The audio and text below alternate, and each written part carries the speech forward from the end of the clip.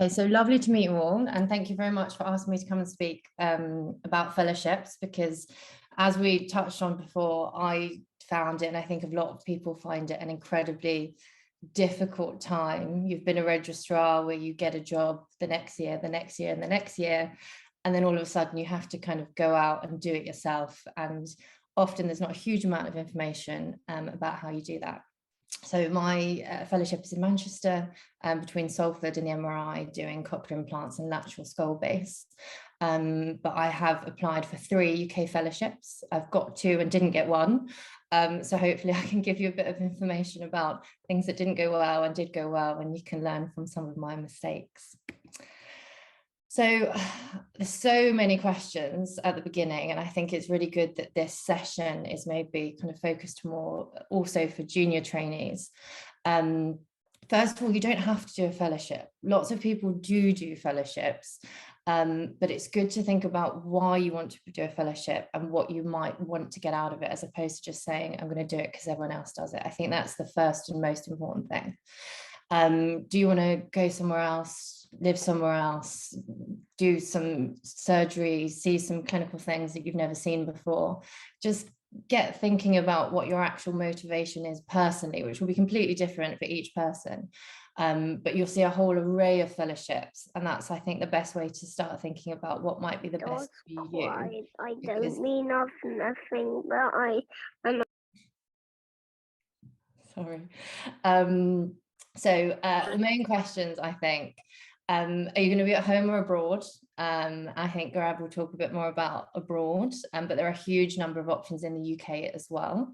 I stayed in the UK for personal reasons. My husband is from abroad and just got a work visa in the UK, so going abroad wasn't a political option for us. And lots of people like to stay in the same region, or we can go to a new region and learn lots of different things. I trained in London, and certainly going to Manchester has taught me a new way of doing almost everything.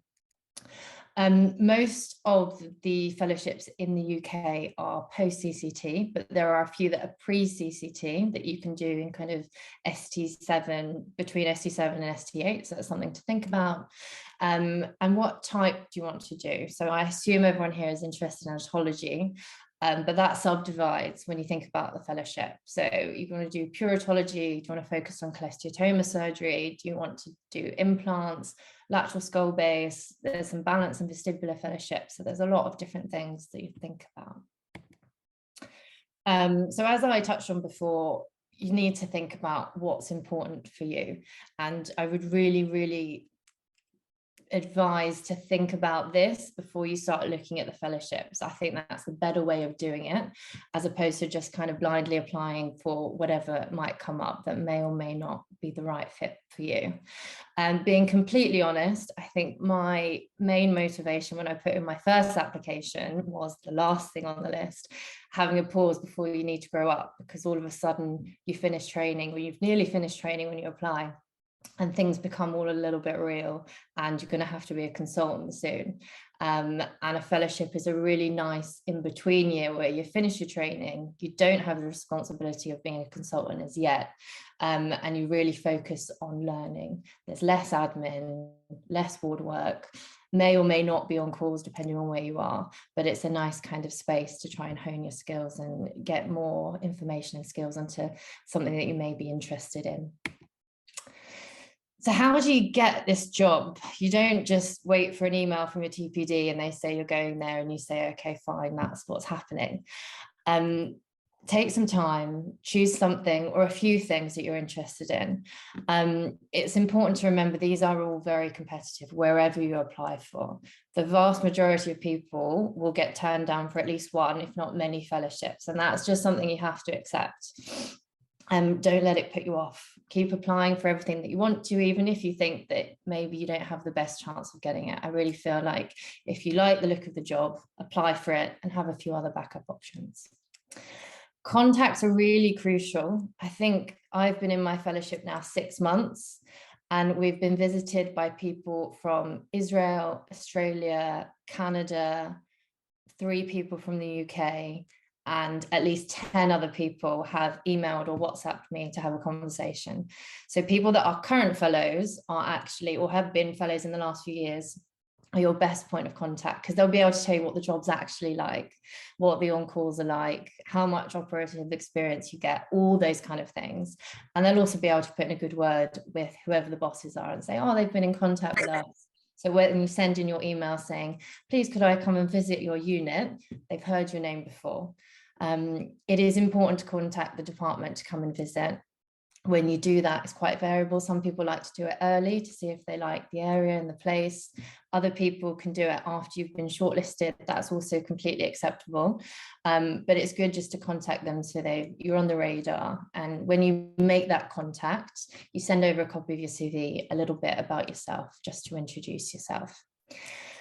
This last point, I'm denied about whether putting this in, to be honest, but this is something that several consultants mentioned to me when I was kind of going through the, hi, my name's Fiona, can I visit, slightly awkward email process. There will be fellowships in which you are applying for things that you may be interested in that you don't have a huge amount of experience in. For example, you want to do a cochlear implant fellowship, but you have never done a job that involves cochlear implants. Same for lateral skull base, for example. There's obviously, depending on where you are in the country, there may not be a huge amount of exposure. That in itself is not an issue, but you need to have done something to show that you're interested. So that might be a course or a publication or a presentation or anything like that. But just make sure you have something on your CV so they don't think you've just dreamed it up overnight. And it might be interesting because, as I mentioned, it's competitive and you just need to show that you've put in a little bit of work before you put in your application. That's probably very obvious to all of you, but just in case, I think it might catch a few people out. So my story, I thought was easily signed up by these icons. I was ST7 at Great Ormond Street in the middle of COVID. And suddenly everyone started applying for fellowships. And I thought, oh my goodness, I have got no idea what to do, but I need a job at the end of STA, panic. So I went on to NHS Jobs and I applied for the first fellowship that came up. I was doing a cochlear implant job and it was a cochlear implant fellowship in Cambridge. And I thought, great, I'll apply for that. Looking back on it, I wasn't hugely prepared. I hadn't visited the department, I hadn't contacted the department apart from an application, because I thought that's how you do it. And I didn't get the fellowship, probably unsurprisingly now looking back. But it taught me a huge amount about kind of the way it should be done. And in retrospect, it probably wasn't the right fellowship for me. And it is a bit disheartening, I won't lie, we're all kind of overachievers, otherwise we wouldn't be here, and it is always a little bit of a knock. But if that does happen to you, and it will happen to a lot, if not most of you, just make sure you contact the people that emailed you. Just put through an email saying, thanks for your time. Could I have a little bit of feedback on my application or on how I interviewed? And I had a lovely conversation on the phone with one of the consultants, and they gave me some really good feedback. We would have liked you to come and visit. It would have been good if you sent your CV. All these things that should have been obvious to me, but really they weren't. And then I did things hopefully a better way when I applied to Manchester. So I'd gone to visit, I'd been in contact, I knew a lot more, I'd spoken to the old fellows and things like that. And actually, because I had that information, had a much more enjoyable interview where I wasn't worried about not knowing the answers, and got the job from there. So again, it might sound very obvious, but it wasn't to me. And that's how I managed to get this job, and subsequently applied for a Guy's Fellowship, a lateral skull base next year with the same kind of emotions. And it worked out well. So that's certainly what I would advise, doing a little bit of preparation work, speaking to people. ENT is a very, very small world. So you will certainly know someone who knows someone who's done that fellowship, even if you don't know them yourself. So it's good to kind of put feelers out and ask who's been in positions, because it's really helpful. This happens a lot for UK fellowships. So this is probably the slightly more boring admin stuff, but it is important if you don't know. So you need to get on NHS Jobs and you need to set up an alert with your keywords, and they might be otology, cochlear implant, skull base, fellowship, all of these kind of things. And you will get pinged, and for some reason they always come through at 5 o'clock in the morning for all of the jobs. I mean, and some of them will be a specialist audiologist somewhere, and you can just delete. But it means if you make it nice and wide, you're not going to miss any applications and when they're coming out for the fellowship that you want. And once you've decided what you'd like to do, you have to fill in a track application form, which is probably the longest application form you've ever done, unless you've done a PhD or something like that, with every job you've ever done and the email of the consultant you worked for. This takes a long time by the time you get to ST7 or ST8. So just make sure you don't leave it to the last minute and you save it up for your future applications. This may or may not be relevant depending on how close people are, but again, there's no kind of format for what fellowship interviews are. There's a lot of information about consultant interviews and kind of ST3 interviews, and I didn't really find a huge amount in between. So in the 3 that I've done, they've all been really quite similar. 2 were on Zoom, 1 was in person. Hopefully most of them going forward will be in person, although of course if you're applying abroad that might not be feasible. And there's generally a CV experience question, you know, tell me who you are, what's your training, why you'd be good for this job. They ask you something about management that's normally straight out of your ST3 book that you'll probably be able to reel off from memory. And then they will ask you something specific. I got asked, tell me what the top, you know, the hot topics are in lateral skull base at the minute, that kind of thing. So you've been reading around, you know, a little bit about whatever you're interviewing for. There'll be a clinical question, and at that point you will have been quite recently doing your part 2 FRCS, so that's actually not really an issue.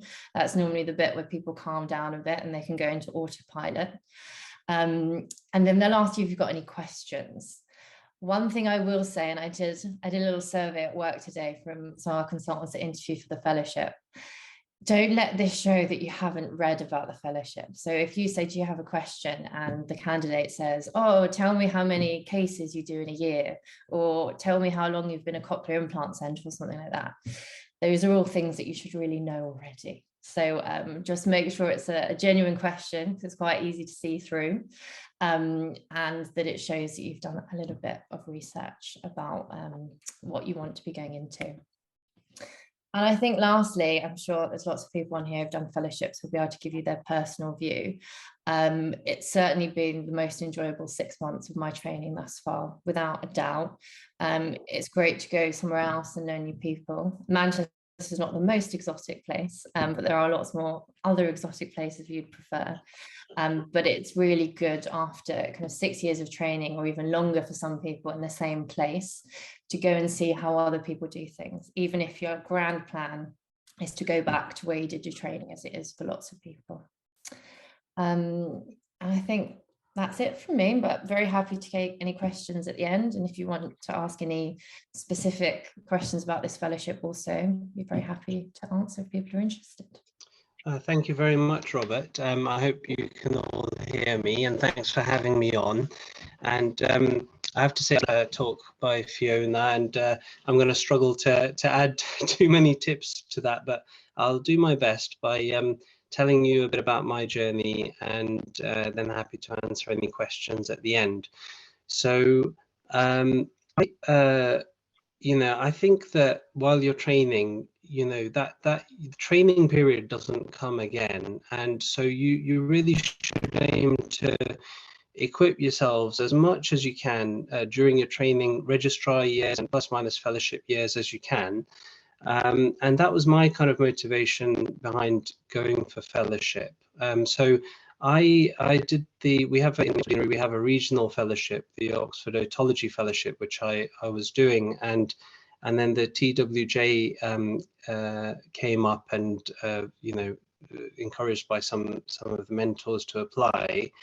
And you know, it's a very personal decision, and whether you, as Fiona said, whether you go for fellowship at all, or whether you go for UK or abroad. And I think that there can be a lot of sort of FOMO, fear of missing out in this. And I just want to reassure you that there are no right or wrong answers here, and it is very much your personal circumstances, your sort of career ambitions, your level of comfort with your training so far, and the key thing I think is your family. You know, you particularly for going abroad, you really need to get your family on board, because you know going for fellowship focuses the mind, because it's a big commitment when your friends may be going onto consultant jobs, and here you are after a long slog of training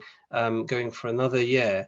And then going for a fellowship abroad focuses the mind still further, because it adds a whole new dimension, time away from your extended family. So have those discussions, I would say, early, if you can.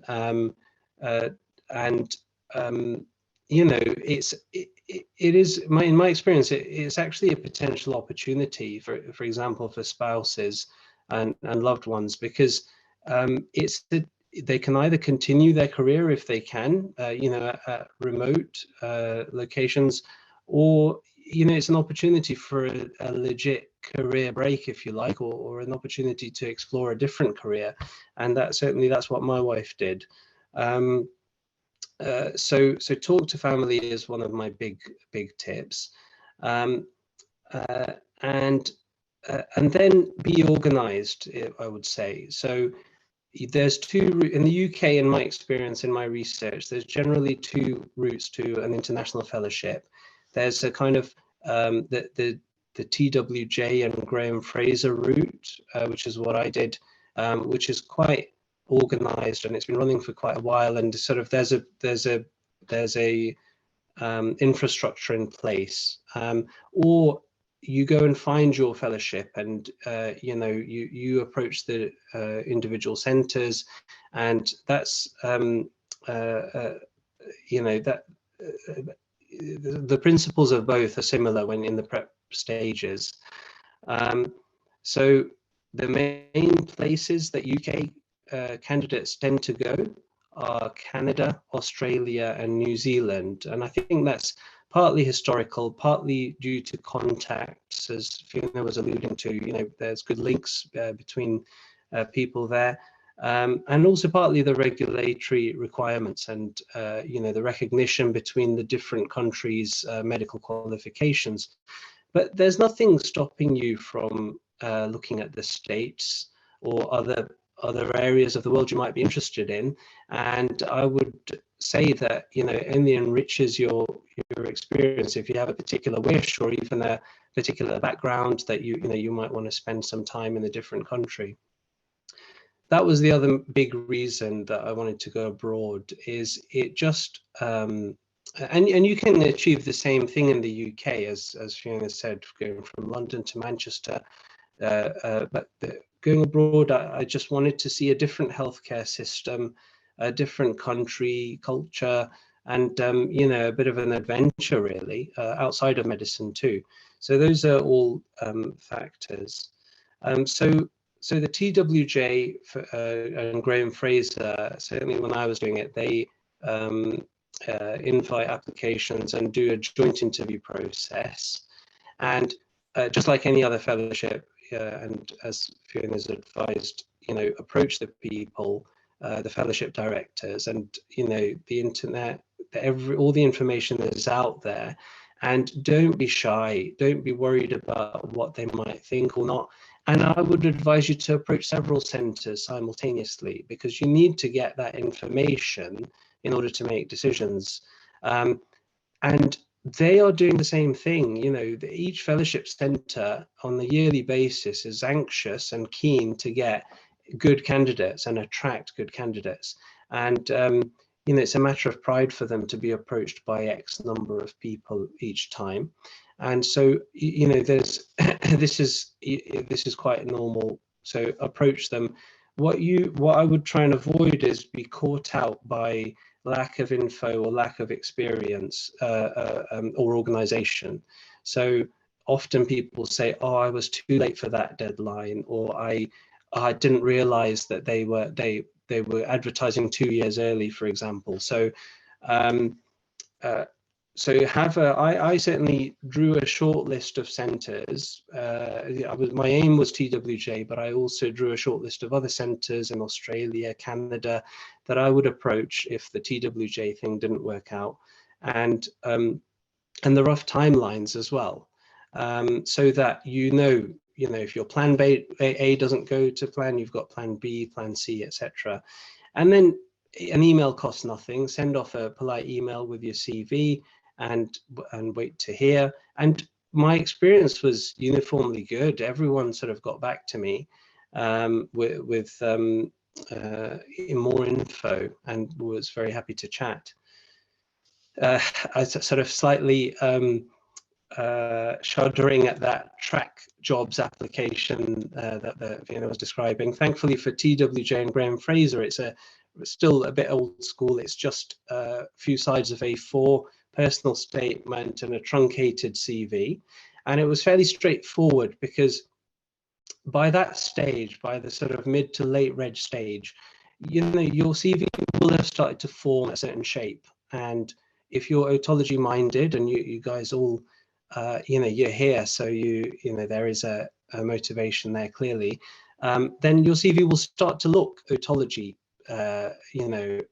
themed, and that's good. So for the early and mid stage regs, I would say shape your CV. The general principles in life, if you want to keep your options open, you keep your options open, but you don't go as far forward in any one sphere.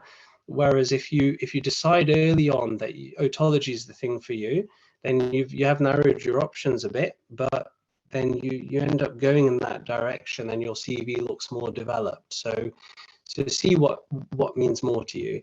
So the application form was relatively straightforward, and the interview was at the Royal College of Surgeons, and there's usually a panel of otology UK luminaries on the panel, and it was quite a relaxed conversation, really. And one thing I would say, it's quite good practice for your consultant interview as well. So, if nothing else, it will give you some confidence for that. And the questions were similar to what outlined.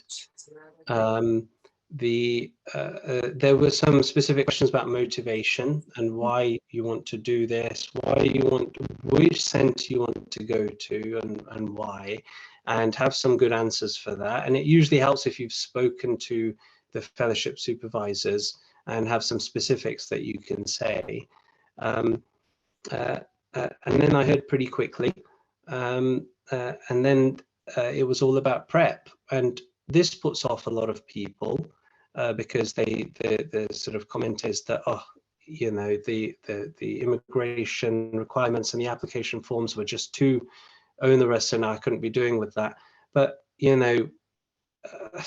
all deal with NHS administration every day, and it's not beyond you to fill in a few more forms, and the admin requirement, it all gets done. So I wouldn't be daunted by that. The other big thing is finances, and that is something real. It is expensive to go on fellowship, but if you play your cards right, if you apply to the right things, then you can get very good funding for it. So the TWJ typically offers £25,000 for the first 6 months, tax-free, and the subsequent 6 months is paid by the centre at a similar rate in the local currency. So you're well covered. And I also got the college fellowship, which was some more funding. So if you do your research, then you can get enough funding to cover costs. So that's the sort of prep stage. During the fellowship, it was really enjoyable, you know, clinically good operative experience.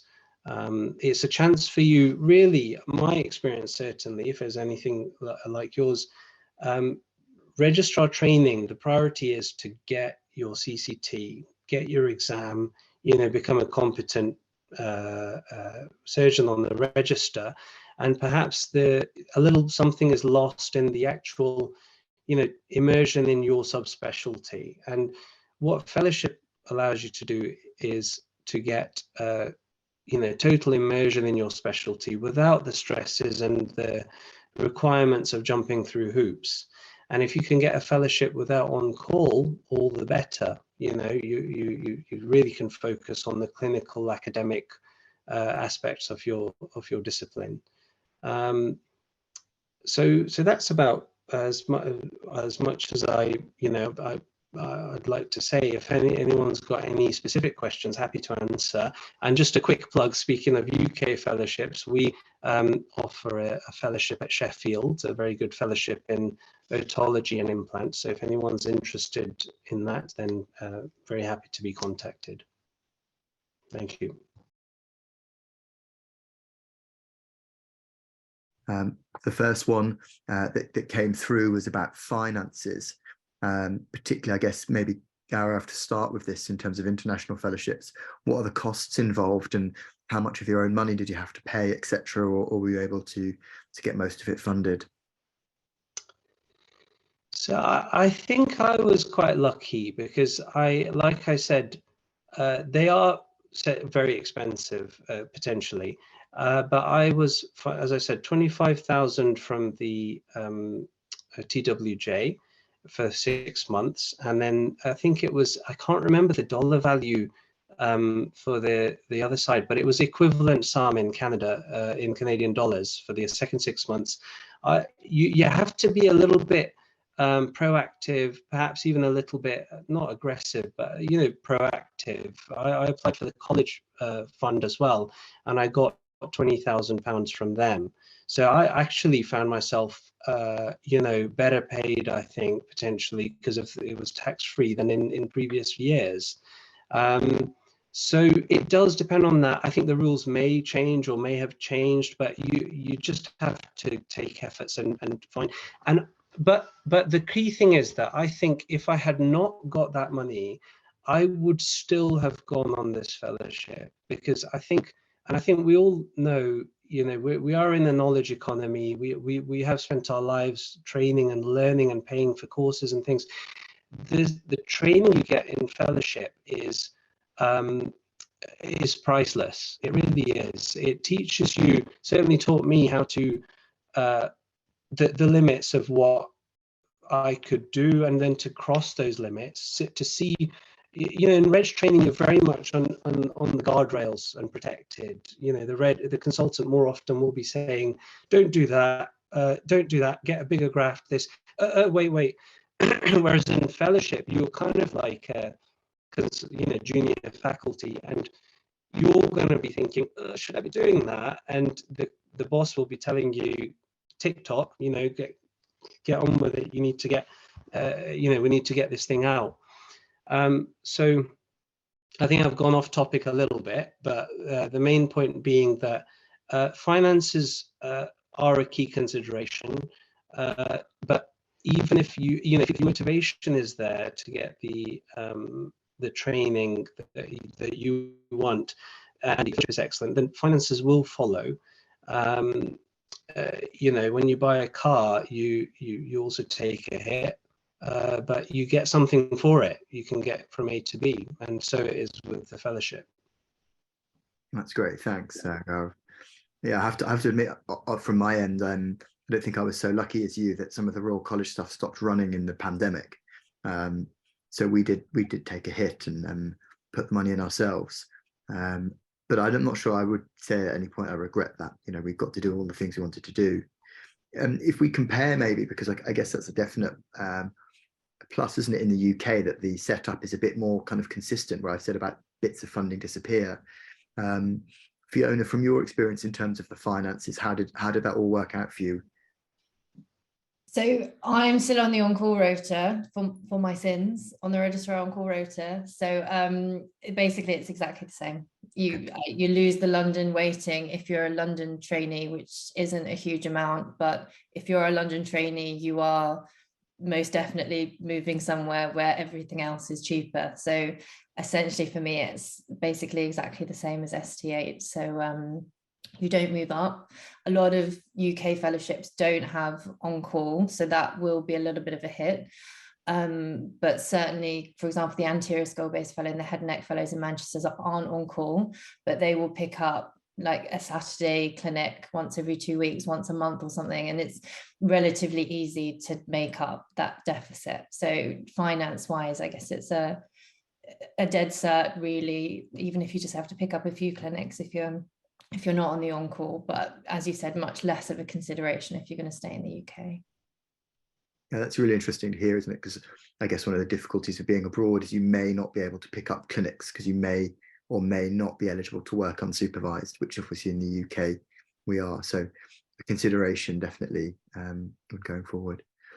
If I move on to the next question that came through, I guess we've got one about paperwork side of things. I think we've heard a little bit about NHS jobs, and we probably all had the experiences with that. Gaurav, how did you get on with the paperwork side of applications, and any issues on that front for you? Did it put you off?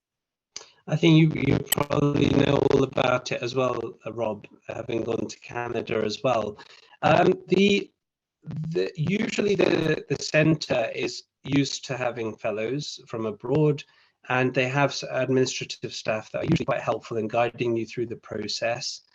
There is a lot of sort of to and fro bureaucracy that starts a few months before you go, and from memory, it's the sort of obscure stuff that you literally it's like the stuff you learn just before the exam and then forget straight after. So I think I've kind of done a little bit of that, but you deal with, in Canada, and I'm sure it's similar in Australia and New Zealand, even more I suspect, but you're dealing with the Canada immigration, and you're dealing with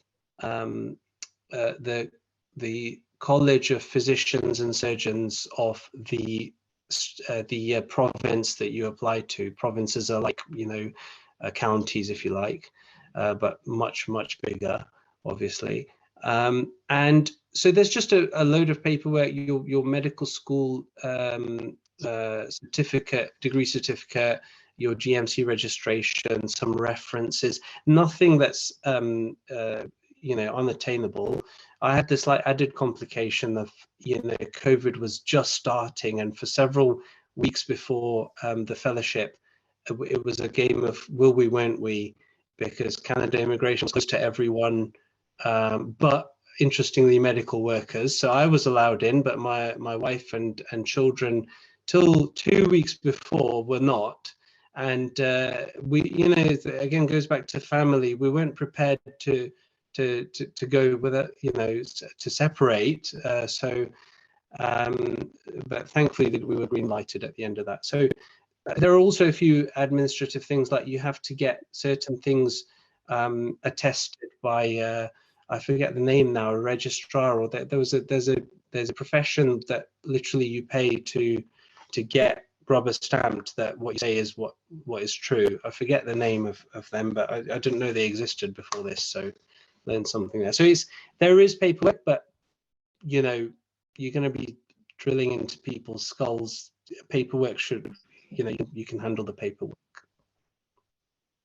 Yeah, absolutely right. I think notary was the name of it, and turned out to be the most expensive photocopying job I've ever had, £100. Yeah.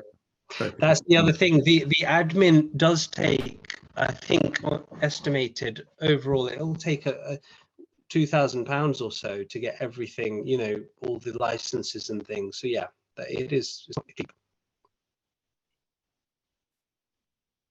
An interesting question, and I guess in a way, Fiona, you sort of alluded to this a little bit, but from Haroon on the chat about the emerging trend of people doing 2 fellowships back to back within the field of lateral skull base. Do either of you have experience or opinions on this? I'm not sure what the current trend is. But I think certainly the two consultants that I work with, and two others that I'm aware of in big centres, and one recently appointed, have all done more than one lateral skull-based fellowship. I don't think it might be an emerging trend. It might be something that's been there for a while, to be honest. I don't know. But I suppose for most people in their training, they haven't had a huge amount of exposure to lateral skull base. Obviously, there'll be some specialist centres, but it is something quite different for most people. So I suppose that's the reason why often people want to get a little bit more exposure, if possible, before maybe undertaking a consultant job in lateral skull base, especially if they're in a unit where they may be the only person doing that. A lot of that is assumption, and from other people's career choices, which of course will be influenced by different things personal to them. But that was certainly my thinking behind a second lateral skull base. I've hugely enjoyed it. I hadn't done very much, really, if any, one or two observed lateral skull base operations before. So yeah, I don't know if that's helpful at all, but that's as much as I know about it.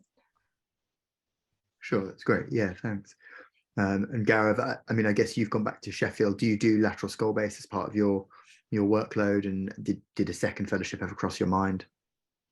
No, it's a good question. So I did do lateral skull base surgery in my fellowship, and but I chose not to do. I didn't. I was given a choice in Sheffield, and I personally I made a personal decision not to. I think that skull base. I think it's a good idea to do 2 fellowships in lateral skull base personally, because it is a relatively rare pathology, and so you kind of need that to get, and if you're going to do it, you're going to be like the final arbiter in this. People from all over the region are going to come to you with these obscure sort of rare diagnoses. You're going to be the final arbiter, and so you want to be confident and experienced and hard as nails, if you like, and knowing what you're dealing with and how you're going to tackle it. Also bear in mind that many of the skull-based fellowships, particularly in the States, are 2 years long. So it does take that practice, and I don't think it's a bad thing. In some specialties I've heard, so orthopedics, for example, people are doing 2 fellowships because there's not, for example, enough jobs, and so they're just not all neurosurgery. I don't think that's the case in ENT. And the last thing I would say is that even if your career intention is not skull base necessarily, it's not a bad idea to get a skull base experience in a fellowship, because then you know your limits, and you know that you can go beyond those as well if needs be, and you're not so phased if there's a complication, for example, or some such, because you've done those procedures. So I hope that helps answer the question. I think the trend, not a bad idea. Great, thanks both. I guess the questions actually I had, kind of moving on a little bit, was, we talked in a way a lot about the challenges of teeing up fellowships and playing with the NHS jobs, or sending out emails to people around the world and hoping that you get something back. But in terms of the kind of softer things, obviously your logbooks shine at the end of a fellowship like you've done. But in terms of maybe the softer things, perhaps confidence, and I know there's strong links with confidence and what you feel and perceive you can do in surgery, and identity. Do you feel, either of you, feel free to kind of jump in, but that the fellowship gave you that confidence or helped cement an identity that's difficult to put down on paper, but that would add to the experience you had overall? I'll jump in if that's okay, Fiona. I think it's an interesting question to pose in the middle of your fellowship, because one thing is, you will, like training, it's the same thing. You will have some great days, you will have some not so good days.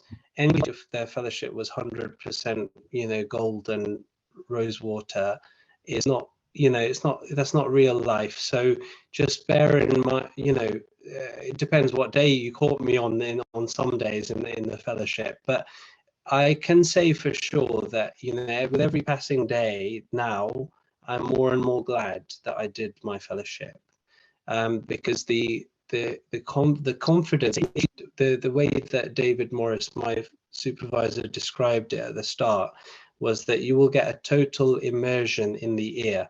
And I didn't know quite what he meant by that, but I think I do now. You literally day in and day out, you're just doing stuff in the ear. And so now you kind of, you do feel confident with what you're doing.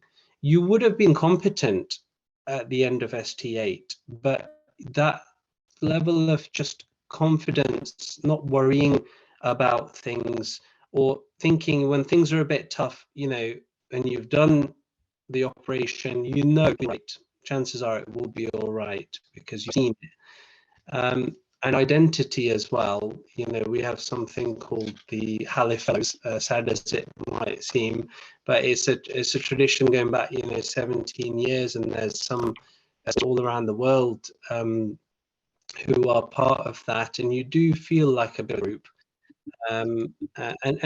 These people who do the fellowships, they want to train, they want to teach, and you learn a lot about that as well, about how to be a supervisor, how to you know, train someone, what it looks like to be you know, confident training. And you know, you reflect back on your previous trainers as well, and the good ones, the bad ones, the, you know, in between. So yeah, don't know what if you have anything to add, Fiona. I think as you said, I'm kind of right in the middle of my fellowship, so your comments about skull base, I think even if you don't want to do skull base, are very, very valid. You do push yourself a lot more. There are good days and bad days, of course. I completely agree with that. But certainly compared to my training jobs, there is a huge amount more operating. So you'll be doing kind of 2 days of 3 sessions and 1 day 2 session.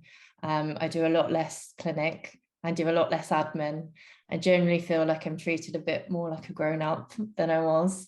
And all of those things, of course, it's a kind of Cinderella year, right? There'll be a lot more clinics as soon as I become a consultant, and a lot less operating lists. But during that period of fellowship, I think you get to really focus on the operating, and I think that can only increase your confidence. As you say, you're in the ear almost every day, seeing different things, learning different things. So I think from that point of view, it's really positive. Great, thanks both.